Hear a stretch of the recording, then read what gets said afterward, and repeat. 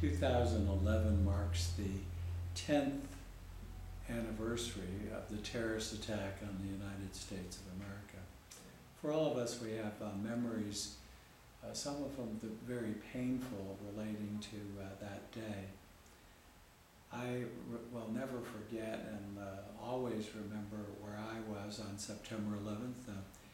On the morning of that day, I was invited by Secretary Rumsfeld to the Pentagon at a meeting with the Secretary from 8 in the morning till 9, and will always recall receiving a message as I'd finished our breakfast and stood talking to Secretary Rumsfeld that a plane had hit the World Trade Center.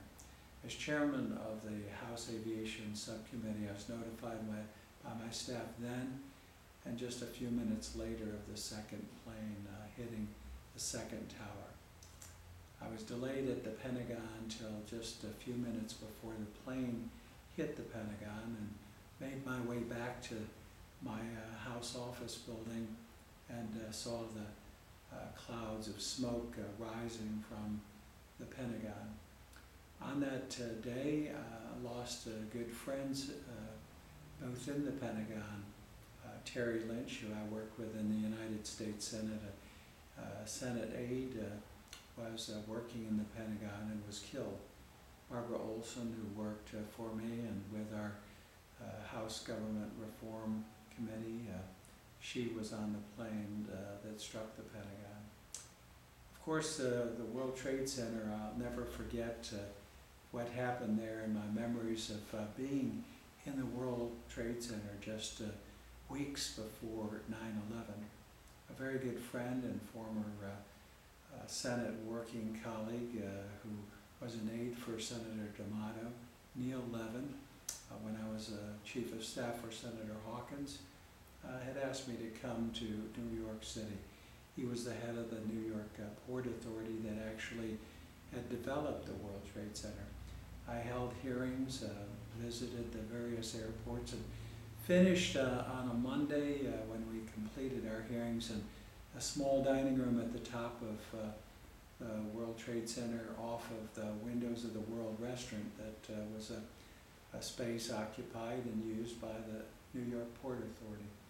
I left Neil that morning when we finished after lunch, which he hosted in that room. And unfortunately on 9/11, Neil and all but one of the people who helped us just weeks before with that hearing in the World Trade Center were killed. So September 11th, I remember Neil Levin, Barbara Olson, Terry Lynch, and many who lost their lives.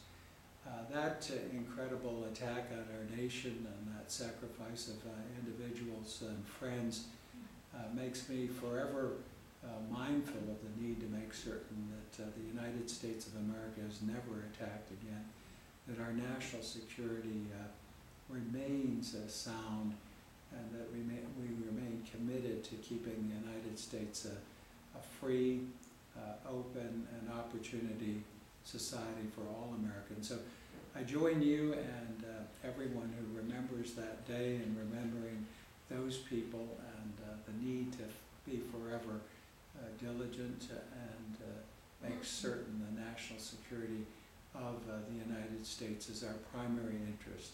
Thank you. This is Congressman John Mica.